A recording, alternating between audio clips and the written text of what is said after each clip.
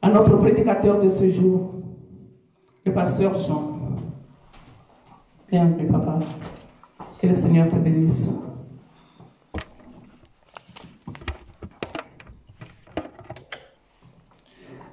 Amen. Que Dieu vous bénisse. Je suis très content de vous voir ce matin. Et ce matin, donc, nous allons d'abord prier. Ensuite, nous allons avoir quelques minutes de prière, de méditation et de prière. Père, je te dis merci parce que ta parole est la vérité. Et ta parole nous dit que là où deux ou trois sont rassemblés à son nom, toi tu es au milieu d'eux. Nous te disons merci parce que ce matin encore tu es là. Tu es là pour nous faire du bien, tu es là pour nous relever, tu es là pour nous encourager. Tu es là ce matin, Père éternel, pour dissiper toutes les craintes, toutes les peurs. Tu es encore là ce matin pour nous donner le courage d'avancer et de relever notre tête. Je remets cette prédication, cette exhortation entre tes mains, Père. Fais encore du bien à ton peuple ce matin dans le nom puissant de Jésus-Christ de Nazareth. Ce matin, bien aimé, nous allons parler de la peur. Vous savez, nous traversons des moments difficiles. Difficiles où chacun de nous, d'une manière ou d'une autre, on a peur d'être frappé par cette pandémie. Nous avons nos familles éloignées de près ou de loin. Certains parmi vous travaillent dans le milieu hospitalier. Ils sortent avec une crainte de ramener peut-être la maladie. Nous avons nos enfants, nous avons nos parents, et il y a une peur qui s'installe de jour en jour. L'origine de cette peur, c'est parce que nous voyons des gens mourir. Nous entendons aux États-Unis qu'il y a près de 2000 personnes qui sont mortes en un jour. Nous voyons des chiffres qui ne font qu'augmenter, que ce soit en Afrique, en Europe, en Asie, un peu partout. La crainte s'installe et la question dont chacun se pose, est-ce que je vais m'en sortir? Est-ce que je vais m'en sortir? Est-ce que Dieu va préserver ma famille? Est-ce que Dieu va garder mes enfants? Est-ce que Dieu sera là à mes côtés? L'autre question qu'on se pose, financièrement, est-ce que je vais m'en sortir? Est-ce que je vais m'en sortir? Je n'arriverai peut-être pas à payer mes factures. Est-ce que je vais m'en sortir? Il y a chacun parmi nous a une forme de crainte qui peut s'installer dans sa vie. La crainte, c'est une inquiétude. C'est un ressenti face à un danger. Une situation présente ou à venir. C'est la crainte. Mais ce matin, j'aimerais te dire, ne crains rien. Ne crains rien. Mais tout simplement, fais confiance à Dieu. Matthieu,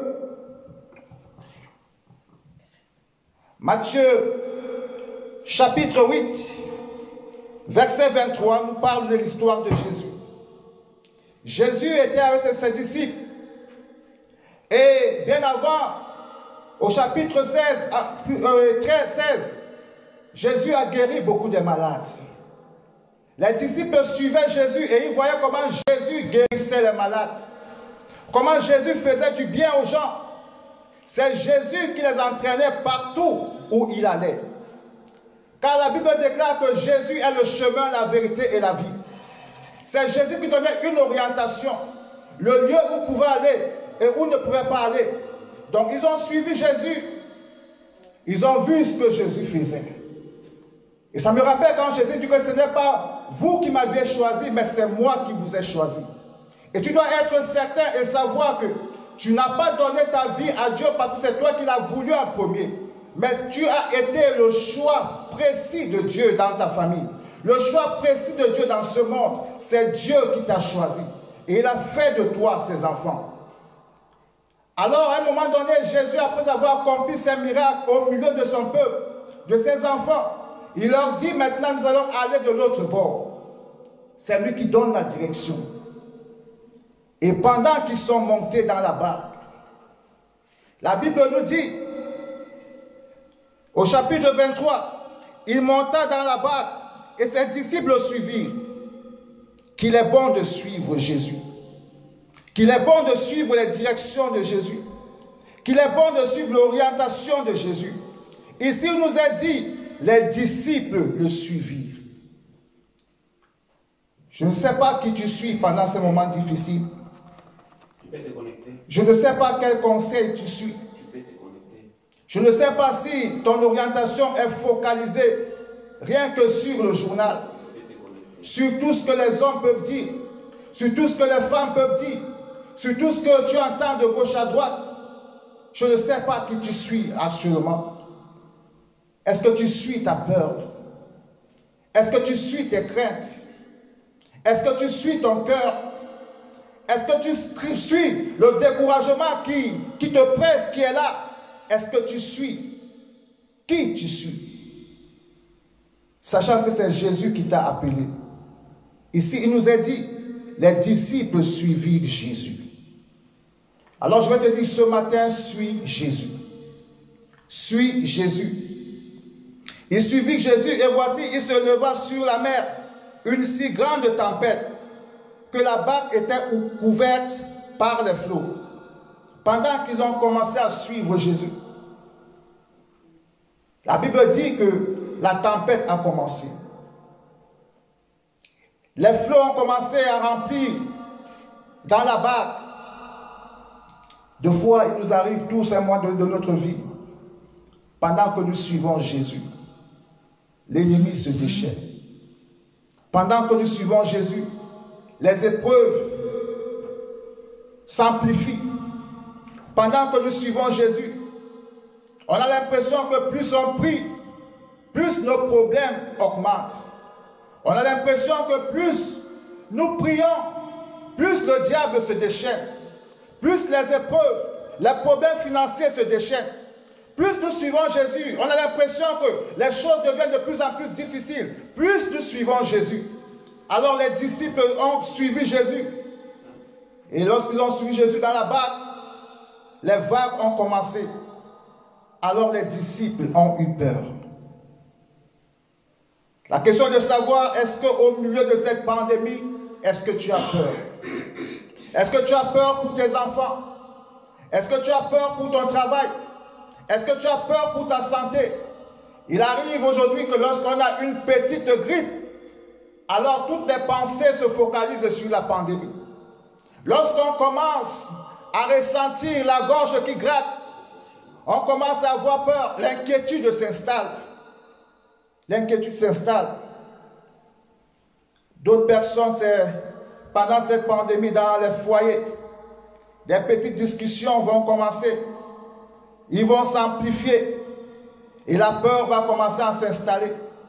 On se demandera, est-ce qu'on va s'en sortir? On priera même pour que cette pandémie s'arrête le plus tôt possible, pour que les choses se calment, pour que chacun commence à sortir. On a des coups de fil qui peuvent nous venir de gauche à droite en Afrique, demandant de l'aide. Et étant privé de moyens ici, on a peur, on a peur. Il y a la crainte qui s'installe. Est-ce qu'ils vont s'en sortir? Ce sont des questions légitimes. Tant que nous sommes vivants, ces questions, ils seront toujours là. Est-ce qu'on va s'en sortir? Alors les disciples ont eu peur. Les disciples ont couru vers Jésus. Ils ont dit à Jésus, sauve-nous. Ça, c'est l'attitude des enfants. Ils ont vu ce que Jésus a fait. Ils ont su que Jésus était avec eux. Ils ont vu leur vie être bouleversée. Mais ils sont encore allés dire à Jésus, sauve-nous. Parce que Jésus dormait. Seigneur, sauve-nous. Sauve-nous. Sauve-nous. Vous savez, nous sommes dans une période où les fils ont une façon de prier. Et les enfants ont une façon de prier. Ici, les disciples se sont comportés comme des enfants. Ils sont allés vers le Père. Ils sont allés vers Jésus, le réveiller, alors qu'il était endormi. Mais les disciples avaient oublié que tant que Jésus est dans leur vie, tant que Jésus est dans ce bateau, même s'il dort, ce bateau ne pourra jamais chavirer. Alors tant que Jésus est dans ta vie, tant que Jésus, tu as cette ferme conviction que Jésus est dans ta famille, habite dans ta vie, dans celle de tes enfants, ton bateau ne pourra jamais chavirer. Ils avaient oublié cela. malgré qu'ils avaient vu quelquefois, nous apprécions les miracles que Dieu fait de loin. Et ces miracles que nous voyons nous donnent la foi. Mais quand les problèmes nous arrivent à nous-mêmes, comme cela est arrivé à eux, ils ont perdu la foi. Ils sont allés dire à Jésus, sauve-nous. Sauve-nous. Combien de fois tu as fait cette prière d'enfant pendant cette période difficile? Seigneur, sauve mes parents. Sauve mes enfants. Sauve mon travail. Sauve ma famille. Ils sont allés dire à Jésus, sauve-nous. Nous mourrons. Et peut-être beaucoup avaient déjà commencé à réviser leur vie, à demander à Dieu pardon dans tous les sens. Ils ont dit à Jésus, sauve-nous. Sauve-nous, le cri d'un enfant. Vous savez, lorsqu'un enfant rencontre un danger à l'extérieur, il revient vers son père. Parce qu'il se dit toujours que mon père est le plus fort. Il vient chercher le secours vers son père. Mais nous sommes des chrétiens qui devons avoir une certaine maturité spirituelle. Parce que Jésus nous dit que je vous ai donné le pouvoir de marcher sur les serpents, de marcher sur les scorpions et sur toute la puissance de l'ennemi. Et rien ne pourra vous nuire. Les disciples s'étant donc approchés, le réveillèrent et dirent, Seigneur, sauve-nous, nous périssons. Il leur dit, pourquoi avez-vous peur?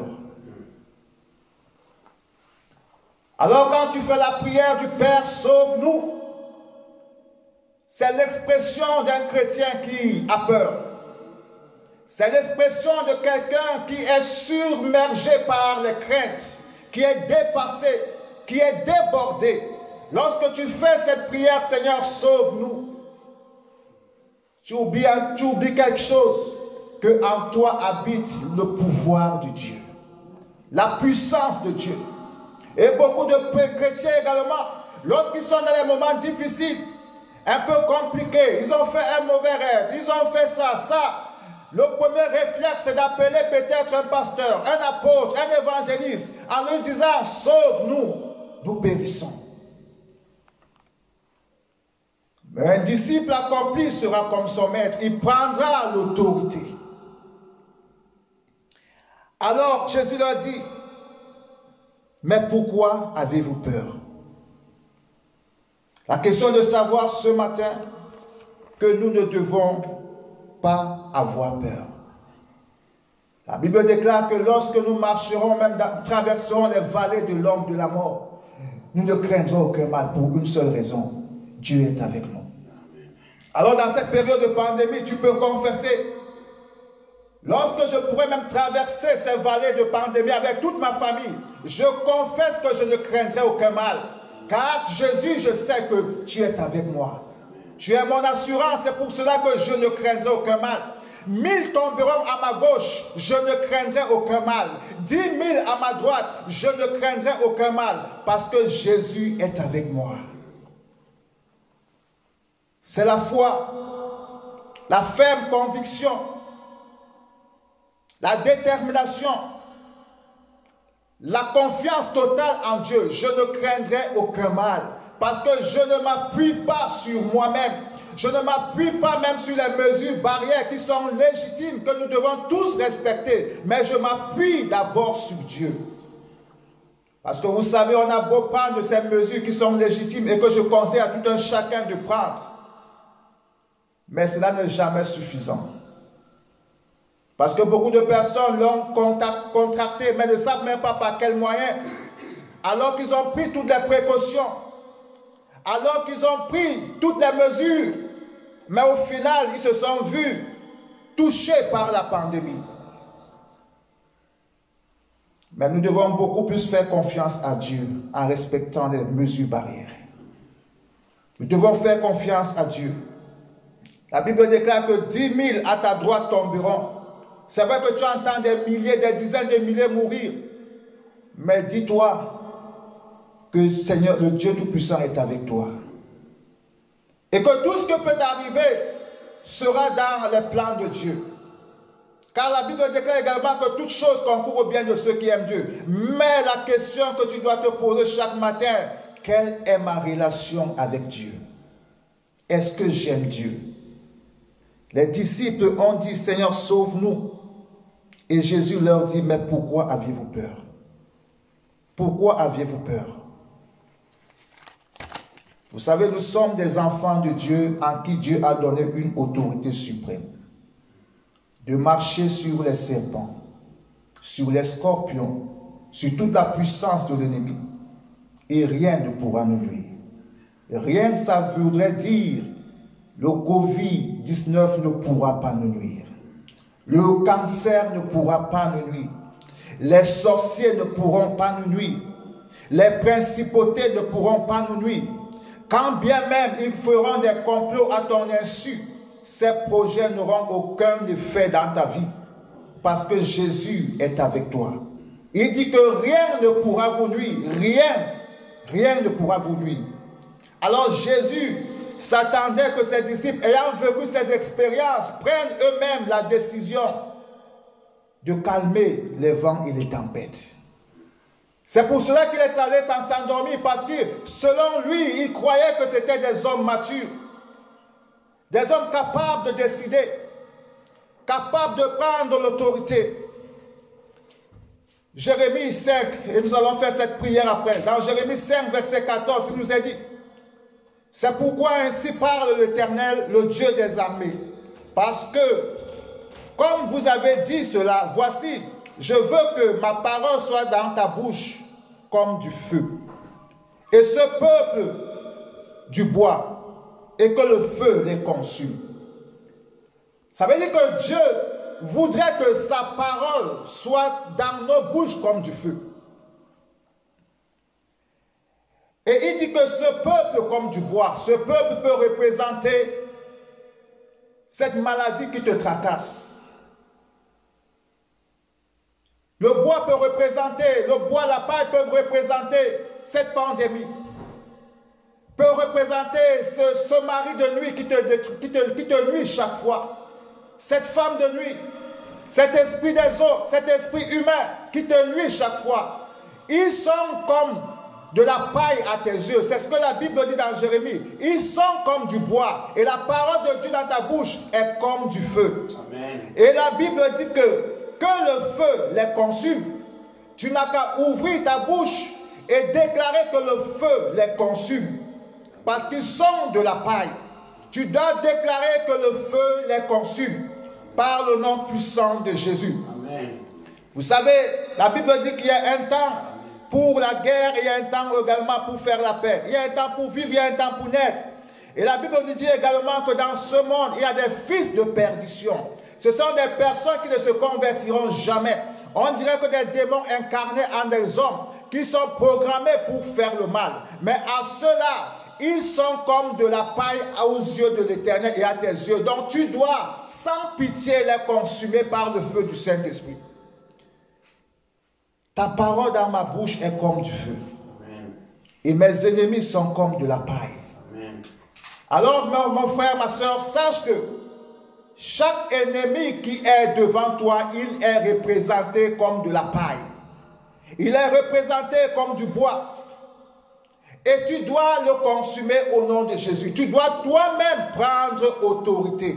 Tu dois cesser de dire à Dieu, sauve-nous. Mais tu dois saisir l'autorité et proclamer la parole de Dieu. Tu dois proclamer, parce que la Bible déclare qu'il est l'Éternel qui me guérit. Il est l'Éternel qui me délivre. Il est l'Éternel qui m'a franchi. C'est également ton Dieu. C'est ton Dieu.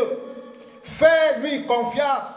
Et cesse de faire des prières, Seigneur, sauve-nous. Dieu attend que tu te lèves et que toi-même tu fléchisses tes genoux et que tu commences à proclamer la victoire, la bénédiction dans ta famille, la délivrance dans ta famille. Tu commences à appeler ce qui n'existait pas dans ta famille, mais avec beaucoup de foi. C'est à cela que Dieu aimerait que nous puissions agir en ces derniers temps. La vague, le bateau est en train de recevoir des vagues de gauche à droite. Le monde est bouleversé. Il y a la crainte, il y a la peur partout. Mais l'attitude du bon chrétien et du chrétien fera toute la différence. Jésus dit, Il dormait, les disciples s'étant approchés, le réveillèrent et dirent, Seigneur, sauve-nous, nous périssons. Il leur dit, pourquoi avez-vous peur, gens de peu de foi? Alors il se leva, menaça les vents et la mer, et il y eut un grand calme. Ces hommes furent saisis d'étonnement. Quel est celui-ci? Disait-il, à qui obéissent même les vents et la mer? Amen. Ce verset voudrait également nous dire que la nature est une entité qui a des oreilles pour entendre. Le vent est une entité qui a les oreilles pour entendre. Cette pandémie a des oreilles pour entendre le son de ta voix, le son de ta prière. Cette pandémie a une oreille. Le Covid-19 a une oreille pour entendre. Pour entendre. Le chômage est une entité qui a des oreilles pour entendre. Le cancer peut entendre. Les vents peuvent entendre. La stérilité peut entendre. Le célibat peut entendre. Tu dois seulement t'adresser à ta cible. Je ne sais pas qui est ta cible ce matin. Quelle est cette cible qui a créé en toi beaucoup de peur et de frayeur au présent comme dans l'avenir? Mais comme dit Jérémie, cette cible sera pour toi comme du bois et de la paille. Car la parole de Dieu sera dans ta bouche comme du feu. Et la fin du verset nous dit, et le feu les consumera. Et le feu qui sortira de ta bouche les consumera. Tu dois seulement cibler ton problème.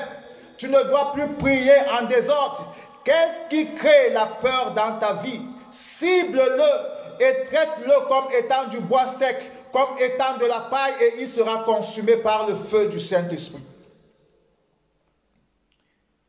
Nous ne devrions pas avoir peur parce que nous ne combattons pas avec nos propres forces physiques, mais nous combattons par l'Esprit de Dieu. Vous savez, j'ai souvent l'habitude de dire, comme la Bible dit que Dieu fait grâce aux hommes et résiste aux orgueilleux. Et un orgueilleux, c'est quelqu'un qui croit qu'il peut tout de lui-même. Un orgueilleux, lui sera difficile de prier. Mais l'homme le plus humble devant Dieu est celui qui se met à genoux. Parce qu'il dit, je reconnais que ma vie dépend de toi. Ça, c'est la plus grande humilité. De prier. Quelqu'un qui prie, c'est quelqu'un qui dépend de quelqu'un d'autre. Mais si tu ne pries pas, en quelque sorte, tu dis à Dieu que je peux. Mais nous ne pouvons rien sans Dieu. La Bible dit que si lui ne veille pas, nous veillons en vain. Il est le Dieu qui ne sommeille ni ne dort. Mais lui ne sommeille pas en ce qui concerne ses enfants. Nous devons donc, bien aimés, chasser tout esprit de crainte et de peur. Nous devons relever nos têtes parce que dans la barque financière dans laquelle nous sommes, il y a Jésus dedans. Dans la barque relationnelle, il y a Jésus dedans. Dans cette barque qui semble être une barque de stérilité, il y a Jésus dedans. Je ne sais quelle est la barque qui te concerne ce matin. Mais ce que j'aimerais te dire pour conclure, c'est de te dire, prends courage. Prends courage. Prends courage. Il t'appelle. C'est Jésus qui t'appelle ce matin. Il est venu te dire ce matin que tu es puissant. Que tu es puissant. Et nous allons donc prier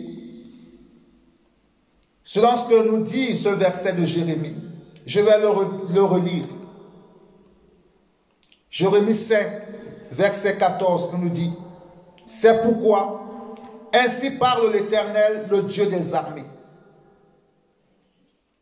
Parce que, comme vous avez dit cela, voici, je veux que ma parole dans ta bouche soit du feu. » C'est la volonté de Dieu, que sa parole dans ta bouche soit du feu. La Bible déclare que le pouvoir de la vie et de la mort sont sous le pouvoir de la langue. Et Dieu dit que dans ta bouche, son souhait c'est que sa parole soit du feu ce matin. Je veux que ma parole dans ta bouche soit du feu. Et tu dois croire que sa parole dans ta bouche est comme du feu, est du feu. Et ce peuple c'est ton adversaire. C'est le voleur de ta joie, le voleur de ta paix, le voleur financier, le voleur matériel, le voleur relationnel, le voleur de ton mariage, le voleur. Tu peux allonger ta liste selon ton problème. Il dit que ce peuple soit comme du bois et que le feu les consume. Alors ce matin, nous allons prier. Tu vas là où tu es ciblé ton problème et sache que ce problème est du feu, est de la paille. Et vous savez que la paille, quand il y a du feu, la paille ne résiste pas. En un clin d'œil, tout est parti. Ton adversaire est comme du bois sec. Quand il y a du feu, le bois sec, il brûle rapidement. Oui, cet esprit qui peut perturber ta vie, de retard, de limitation, de blocage. Je ne saurais quel, mais toi-même tu le sais. Et nous allons donc prier. Tu vas tout simplement dire à Dieu ce matin, Père, merci. Parce que ta parole dans ma bouche est du feu. Ta parole dans ma bouche est comme une fournaise ardente de feu. Ta parole dans ma bouche est comme des laves sorties tout droit des volcans. Ta parole dans ma bouche est du feu qui embrasse même les démons, même les esprits humains, même les fils de la perdition, les esprits des eaux, les esprits de forêt, de désert, de l'obscurité qui cache ton étoile. Au nom puissant de Jésus, je te consume au nom de Jésus. Je te consume au nom de Jésus. Là où tu t'es placé sur mes dossiers administratifs, je déclare au nom de Jésus. Je déclenche une avalanche de feu sur toi au nom de Jésus. Une avalanche de feu sur toi au nom puissant de Jésus. Je m'adresse à toi, esprit des eaux, esprit humain. Je m'adresse à toi ce matin. Que les eaux dans lesquelles tu te trouves, j'ordonne que ces eaux se transforment en feu et te dévorent au nom puissant de Jésus. J'ordonne que ces rivières se transforment en feu et te consument au nom de Jésus. Ces courants d'eau, ces rivières, ces océans qui font ta demeure, qu'ils soient changés en feu au nom puissant de Jésus. Au nom puissant de Jésus.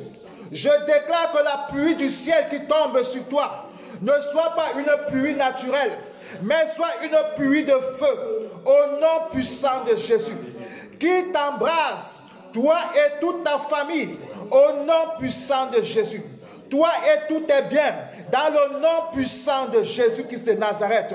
Je déclare dans le nom puissant de Jésus, à tout esprit de limitation, à tout esprit de stérilité, de célibat, tu es comme de la paille et du bois sec. C'est pour cela que je te consume au nom de Jésus. Je te consume au nom de Jésus. Je déclare à toi mal de dos, au nom de Jésus. À toi grippe, à toi au nom de Jésus, que ce matin tu es comme du bois sec et de la paille. C'est pour cela qu'au nom de consume au nom de Jésus.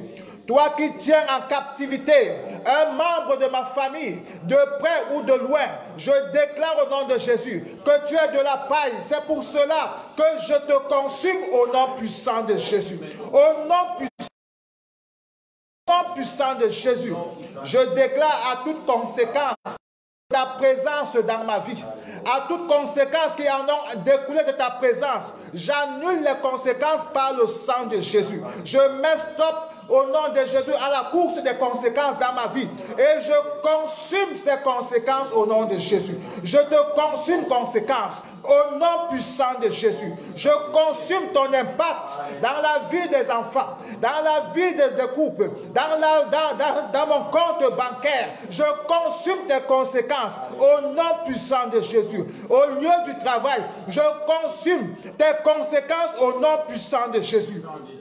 Au nom puissant de Jésus. La Bible déclare, bien-aimé, que ceux qui se confient en l'Éternel ne seront point dans la confusion.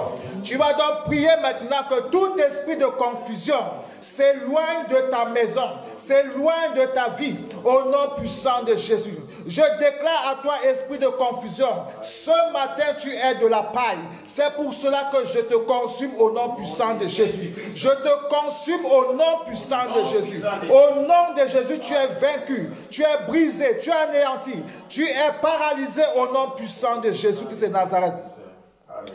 Bien-aimé, la Bible nous dit que si l'Éternel est avec nous, qui peut être contre nous? Personne ne peut être contre toi si Dieu est avec toi. Et Dieu est avec toi.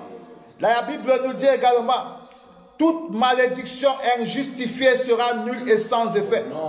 Toute malédiction injustifiée. Vous savez, quelquefois, nous avons fait des crédits aux gens. Et les gens se sont saisis de ces crédits pour, par exemple, nous tenir en captivité. Les gens nous ont donné des paquets. Et ces paquets étaient des paquets empoisonnés. Tu as fait souvent des rêves où tu as rêvé qu'on te donnait de l'argent. Mais peut-être la personne qui te donnait cet argent était une mauvaise personne qui a pollué ton argent, qui a pollué ta vie, qui a pollué ta relation. Et tu en vois des conséquences, tu vois des conséquences au quotidien. Mais la Bible nous dit que tu ne seras pas dans la confusion. Alléluia. Que le malheur atteint souvent le juste, mais l'Éternel en délivre toujours. Oui, aucune malédiction. Parce que Christ a porté tes malédictions sur la croix. Et tu dois leur rappeler chaque matin que mes malédictions, Christ les a portées sur la croix. Du moment que je me répands, je suis justifié. Et toute malédiction est annulée. Est annulée. Donc ce matin, tu vas dire, je suis justifié. Et toute malédiction prend fin maintenant au nom de Jésus. Tout processus de malédiction déjà engagé prend fin maintenant au nom puissant de Jésus. Parce que je suis justifié. Je suis justifié. Je ne vous dois plus rien. Je ne vous dois plus rien. Tout a été payé sur la croix. Tout a été payé. Je suis justifié. Je suis libéré. Au nom puissant de Jésus. Tu vas continuer à proclamer que toutes ces malédictions sont nulles et sans effet. Quiconque a reçu un mandat. Il y a des gens qui ont reçu des mandats pour vous pourchasser de toutes parts, pour marcher à vos côtés, pour perturber votre vie. Ils ont reçu un mandat de marcher devant vous. Mais vous savez, dans Matthieu, chapitre 8, verset 23, il nous a dit, Jésus monta d'abord, Jésus marchait devant et les disciples suivaient derrière. Il y a des esprits, des hommes, comme je dis, les fils de la perdition, des hommes vraiment d'un cœur mauvais, qui sont nés pour faire le mal, qui ont reçu un mandat de marcher devant toi, qui ont un mandat de te précéder en tout lieu. Et tout ce que tu veux toucher, ils l'ont déjà touché et ils l'ont pollué. Et tout ce que tu veux engager n'est que négatif. Ce matin, donc, tu vas dire à Jésus, marche devant moi.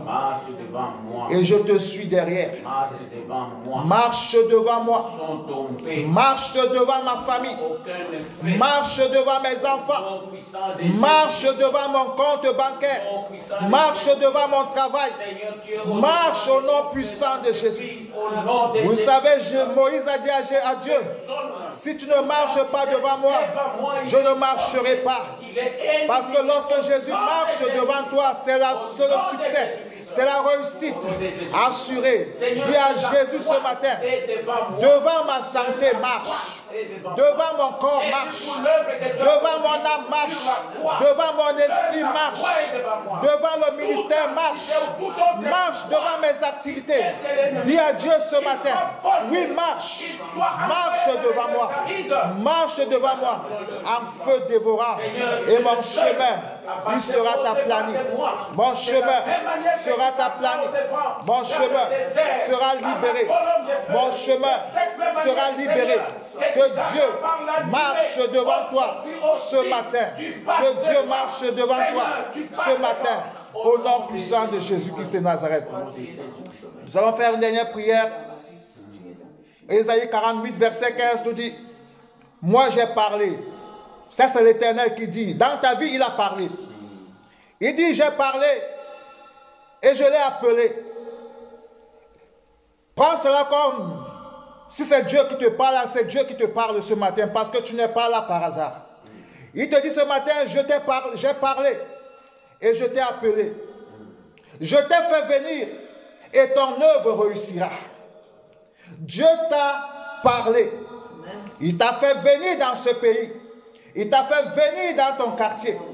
Dieu t'a parlé. Il t'a fait venir près de cet homme. Il t'a fait venir près de ces femmes. Dieu t'a parlé. Il t'a fait venir dans ce travail dans lequel tu es. Dieu t'a parlé. Il t'a fait voyager. Dieu t'a parlé. Il t'a appelé. Il t'a fait venir. Et il dit, il a fait tout cela pour que son œuvre réussisse dans ta vie. Son œuvre réussisse dans ta vie. Là où tu es, là où tu es dans ton travail, l'œuvre de Dieu doit réussir. Là où tu es dans ton quartier, l'œuvre de Dieu doit réussir. Au milieu des païens dans lesquels tu te trouves, l'œuvre de Dieu doit réussir. Dans ta famille, même si tout le monde ne croit pas en Dieu, mais le fait que l'œuvre de Dieu réussisse dans ta vie, ils donneront leur vie à Dieu. Donc tu vas dire ce matin, Père, je te remercie parce que tu m'as appelé et fait venir dans ce pays. Tu m'as fait venir près de mon mari, près de ma femme, près de ce ministère pour faire réussir mon œuvre et mon travail dans le nom de Jésus. Qu'on fait ce matin en disant, Seigneur, fais réussir mon travail. Fais réussir mon travail. Fais réussir mon travail.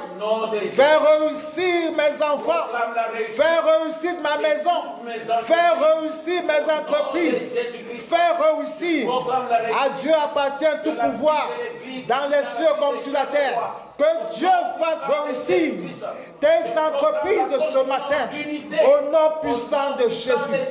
Comme fait ce matin, dis Seigneur, fais réussir au nom de Jésus, fais réussir, fais réussir, fais réussir, fais réussir au nom puissant de Jésus, au nom puissant de Jésus, fais réussir. Parce que tu es le Dieu de la résurrection et de la vie. Fais réussir au nom de Jésus. Père éternel, à tous tes enfants qui sont connectés en ce moment, fais réussir leurs activités. Fais réussir leur maison. Fais réussir leurs enfants. Fais réussir leur vie au nom puissant de Jésus. Bien-aimé, Dieu ce matin te dit au nom de Jésus que c'est lui qui t'a appelé. C'est lui qui t'a appelé. Il t'a appelé.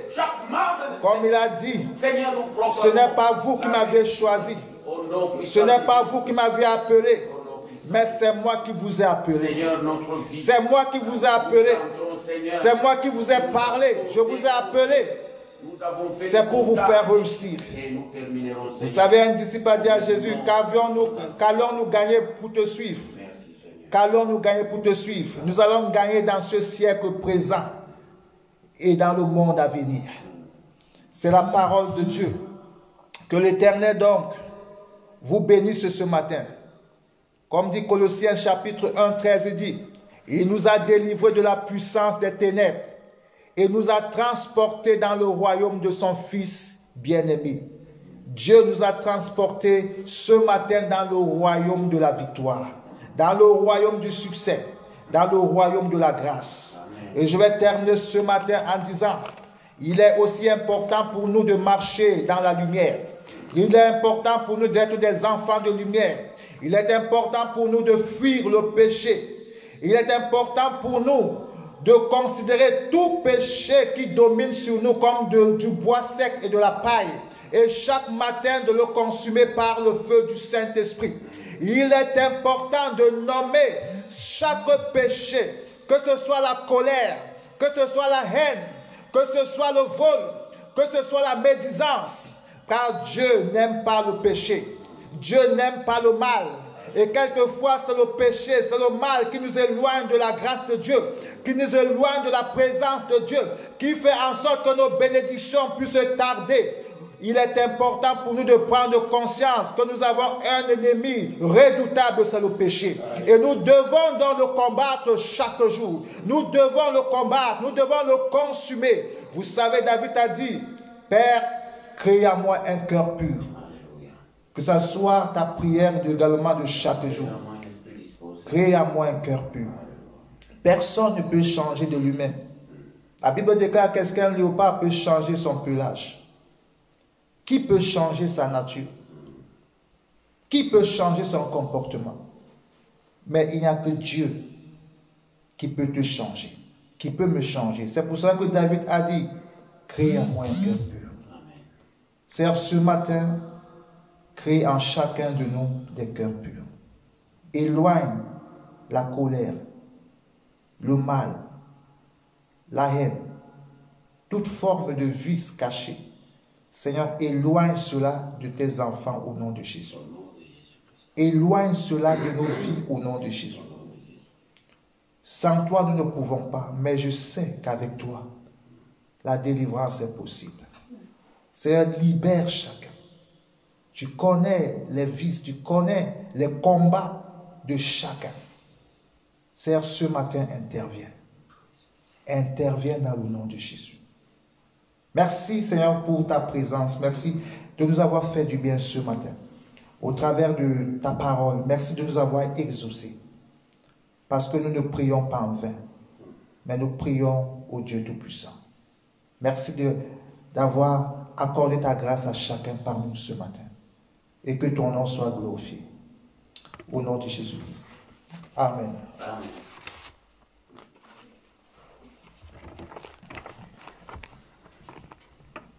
Merci, Pasteur Jean. Voilà, bien-aimés dans le Seigneur, nous venons de terminer notre culte dominical en ce jour. Et nous venons d'écouter la parole.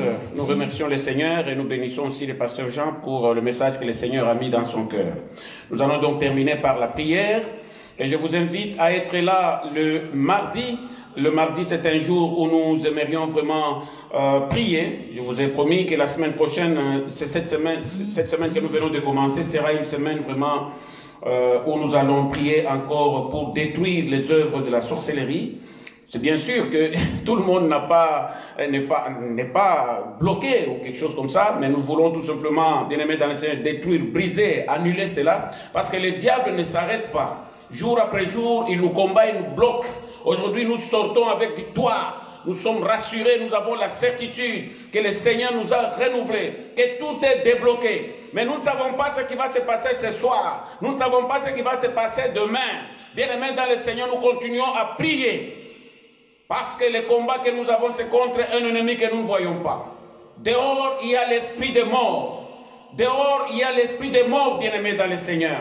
Ce n'est plus quelque chose à douter, c'est la vérité. Nous avons une pensée spéciale et particulière pour toutes les personnes qui ont perdu un de leurs. Dans la ville de Charleroi, nous savons très bien qu'il y a beaucoup de morts, beaucoup de personnes qui ont perdu un de leurs. Nous avons une pensée spéciale et particulière pour toutes ces personnes-là. Hier, nous voyons notre frère Jean, pasteur Jean, qui a mis sur son Facebook, une des personnes qu'il connaissait, qui est partie, qui est morte, jeune. Bien-aimé dans le Seigneur, une pensée spéciale et particulière pour notre frère Jean.